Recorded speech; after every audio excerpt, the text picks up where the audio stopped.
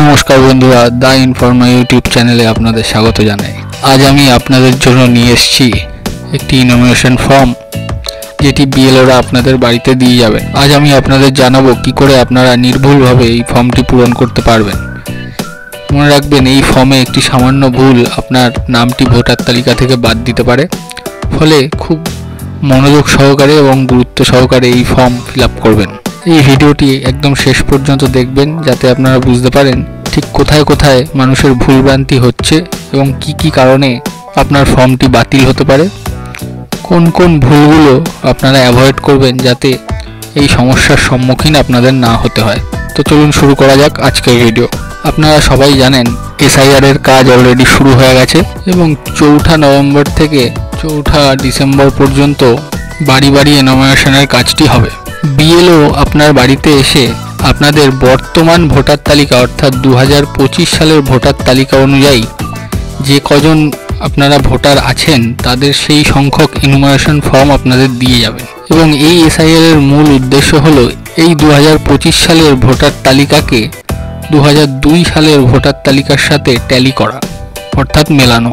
তো ফর্মটি enumeration form নামে পরিচিত এবং ফর্মটি কিছুটা এই রকম দেখতে। এই ফর্মে প্রথমেই আছে ইলেক্টরস নেম, এপিক আর অ্যাড্রেস, অর্থাৎ এখানে আপনার নাম, আপনার ভোটার আইডি নাম্বার এবং ঠিকানা আগে থেকেই প্রিন্টেড অবস্থায় থাকবে। এখানে আপনাদের কিছু ফিল আপ করতে হচ্ছে না। দ্বিতীয় জায়গাটি হলো serial number, part number, name of AC, PC name. এই সব তথ্যগুলো অলরেডি প্রিন্ট আউট করা থাকবে, এখানেও আপনাদের কিছু করতে হচ্ছে না। তৃতীয়, এখানে একটি কিউআর কোড থাকবে। সেই কিউআর কোডটি বিএলওরা স্ক্যান করে আপনার সমস্ত তথ্য দেখতে পারবে। চতুর্থ, এখানে একটি পুরনো আপনার ফটোগ্রাফ থাকবে, অর্থাৎ যেই ফটোগ্রাফটি আপনার ভোটার কার্ডে আছে এখানেও সেই ফটোগ্রাফটি থাকবে। এই পঞ্চম কলমটি আপনাদের ফিল আপ করতে হবে। এখানে আপনাদের বিগত 6 মাসের মধ্যে তোলা একটি ফটোগ্রাফ পেস্ট করতে হবে। এক্ষেত্রে মনে রাখবেন ফটোগ্রাফটি অবশ্যই যেন রঙিন হয় এবং ফটোগ্রাফের ব্যাকগ্রাউন্ড সাদা হতে হবে। এটা অতি অবশ্যই মনে রাখবেন, এর অন্যথা হলে আপনার ফর্মটি রিজেক্ট হতে পারে। এবার আমরা চলে আসি ফর্মের দ্বিতীয় পর্যায়ে। এটিও খুব গুরুত্বপূর্ণ একটি অংশ। এখানে প্রথমে আপনি দেবেন আপনার ডেট অফ বার্থ অর্থাৎ জন্ম তারিখ, এখানে দেবেন তারিখ, এখানে দেবেন মাস এবং এখানে দেবেন সাল। এবার দ্বিতীয় আপনি দেবেন আপনার আধার কার্ড নাম্বার, যদিও এটি অপশনাল তাও আপনারা দিয়ে রাখতে পারেন। তৃতীয় আপনারা দেবেন মোবাইল নাম্বার। এই মোবাইল নাম্বারটি একটু ভেবেচিন্তে দেবেন। এই মোবাইল নাম্বারে পরবর্তীকালে বিভিন্ন ধরনের মেসেজ বা ইলেকশন কমিশনের তরফ থেকে কোনো কমিউনিকেশন আসতে পারে। পরবর্তী কলমে আপনারা দেবেন আপনার পিতার নাম বা ফাদার্স নেম। তার পরবর্তী কলমে দেবেন পিতা বা গার্জিয়ানের ভোটার আইডি নাম্বার। তারপর দেবেন আপনারা মাদার্স নেম, এরপর মাতার ভোটার আইডি নাম্বার। এক্ষেত্রে মনে রাখবেন যদি আপনার পিতা বা মাতার ভোটার কার্ডে কোনো নাম সংক্রান্ত ভুলভ্রান্তি থেকে থাকে আপনারা সেই নামটিই দেবেন যেটি ভোটার আই কার্ডে আছে এবং তার সাথে ভোটার আইডি নাম্বারটি অতি গুরুত্বপূর্ণভাবে সঠিকভাবে মিলিয়ে দেবেন। এই দুটি ভোটার আইডি কার্ড নাম্বারই ম্যাচিংয়ের ক্ষেত্রে অত্যন্ত গুরুত্বপূর্ণ হবে। এরপর যদি আপনারা বিবাহিত হন দেবেন স্পাউস নেম অর্থাৎ স্বামী অথবা স্ত্রীর নাম, তারপর স্বামী বা স্ত্রীর ভোটার আইডি নাম্বার।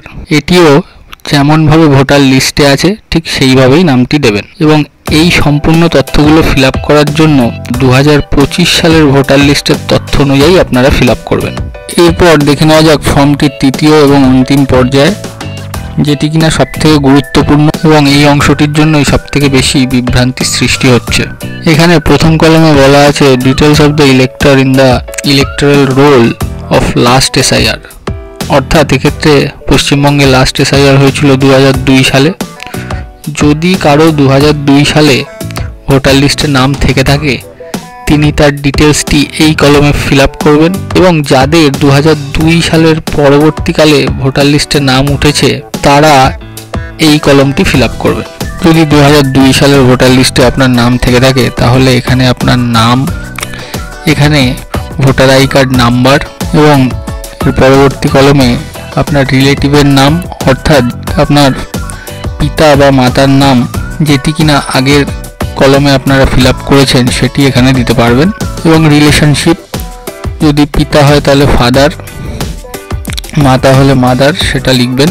তারপর আপনার জেলা, তারপর রাজ্য, এরপর আপনার বিধানসভা কেন্দ্রর নাম, তারপর বিধানসভা কেন্দ্রর নাম্বার, পার্ট নাম্বার এবং সিরিয়াল নাম্বার ফিল আপ করতে হবে। এই তথ্যগুলো অত্যন্ত গুরুত্বপূর্ণ এবং এক্ষেত্রে আপনারা 2002 সালের ভোটার লিস্ট ডাউনলোড করে এই তথ্যগুলো দেখে নিতে পারেন। এই 2002 সালের ভোটার লিস্ট কি করে ডাউনলোড করবেন তার জন্য আমরা এই ভিডিওর কমেন্ট সেকশনে একটি লিঙ্ক দিয়ে দেবো, সেখান থেকেও আপনারা ডাউনলোড করতে পারেন, অথবা এই রিলেটেড আমি একটি ভিডিও নিয়ে আসবো, সেটা দেখেও আপনারা ডাউনলোড করে নিতে পারবেন। এবার এটি ফিল আপ করার ক্ষেত্রে কিছু গুরুত্বপূর্ণ তথ্য আপনারা মাথায় রাখবেন। অনেক ক্ষেত্রেই দেখা গেছে পশ্চিমবঙ্গের বিভিন্ন বিধানসভার এসি নম্বর পরিবর্তন হয়েছে। এক্ষেত্রে 2টি এসি নাম্বার অনেক বিধানসভার ক্ষেত্রেই দেখা যাচ্ছে। 2002-তে ধরুন আপনার এসি নাম্বার ছিল 100, যেটি 2025-এ দেখা যাচ্ছে আপনার ওই কেন্দ্রেরই এসি নাম্বার 130। এক্ষেত্রে এই কলমে আপনারা 2002 সালে যেই এসি নাম্বার আপনার ছিল সেই এসি নাম্বারটাই লিখবেন। পার্ট নাম্বারটাও আপনারা 2002 সালের যে ভোটার লিস্টটা ডাউনলোড করবেন সেখান থেকে নিজের পার্ট নম্বর দেখে লিখবেন। সিরিয়াল নাম্বারটাও এই 2002 সালের ভোটার লিস্ট থেকে আপনারা পেয়ে যাবেন। এবার দেখে নেওয়া যাক 2002 সালের ভোটার লিস্টে যাদের নাম নেই, 2002 সালে যাদের 18 বছর হয়নি, 2002 এর পরবর্তীতে যাদের নাম ভোটার লিস্টে উঠেছে তারা কি করবেন। এক্ষেত্রে তাদের এই প্রথম কলমটি ফিল আপ করতে হচ্ছে না, তারা এই দ্বিতীয় কলমে চলে আসবেন এবং নিজের নাম লিখবেন, তারপর নিজের ভোটার আইডি কার্ড নাম্বার লিখবেন। এই কলমে আপনার কোনো রিলেটিভের নাম লিখবেন যার নাম 2002 সালের ভোটার লিস্টে ছিল। এক্ষেত্রে রিলেটিভ হিসাবে ইলেকশন কমিশন বাবা, মা, ঠাকুরদা ও ঠাকুমাকেই গ্রাহ্য করছে, অর্থাৎ আপনার বাবা, মা, ঠাকুরদা অথবা ঠাকুরমার মধ্যে যে কোনো একজনের নাম আপনারা এখানে লিখতে পারেন এবং পরবর্তী কলমে আপনারা তার সাথে নিজের সম্পর্ক লিখবেন, অর্থাৎ যদি বাবা হয় তো বাবা, নাহলে মা, ঠাকুরদা অথবা ঠাকুমা। এরপর লিখবেন জেলা, অর্থাৎ যে জেলায় 2002 সালে তাদের নাম ছিল সেই জেলা। তারপর লিখবেন রাজ্য এবং তারপর লিখবেন বিধানসভা কেন্দ্রের নাম। তারপর লিখবেন এসি নাম্বার, পার্ট নাম্বার এবং সিরিয়াল নাম্বার। এটি অবশ্যই এই রিলেটিভের এসি নাম্বার, পার্ট নাম্বার এবং সিরিয়াল নাম্বার লিখতে হবে, যেই পার্ট সিরিয়াল নাম্বার তার 2002 এর ভোটার আই কার্ডে ছিল। এই জন্য অবশ্যই আপনারা 2002 সালের ভোটার লিস্ট ডাউনলোড করে নেবেন এবং সেখান থেকে আপনার রিলেটিভের এসি নাম্বার, পার্ট নাম্বার এবং সিরিয়াল নাম্বারটি এখানে ফিল আপ করবেন এবং এই সম্পূর্ণ ফর্মটি ফিল আপ করার পর নিচে এই স্থানে নিজের নাম সই করবেন, অথবা যদি আপনারা আঙুলের ছাপ দেন তাহলে সেটাও দিতে পারেন।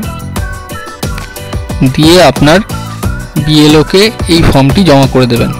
মনে রাখবেন ইনুমিনেশন ফর্মটি অতি অবশ্যই বিএলওকে 4 ডিসেম্বরের মধ্যে আপনাদের জমা করতে হবে। যদি এই ফর্মটি আপনারা বিএলওকে জমা না দেন সেক্ষেত্রে আপনার নামটি ভোটার তালিকা থেকে অটোমেটিক্যালি বাদ দিয়ে দেওয়া হবে। সেজন্য এটি অতি গুরুত্বপূর্ণ হবে এবং মনে করে আপনারা ফর্মটি বিএলওকে জমা করে দেবেন। ভিডিওটি সম্পূর্ণ দেখার জন্য ধন্যবাদ।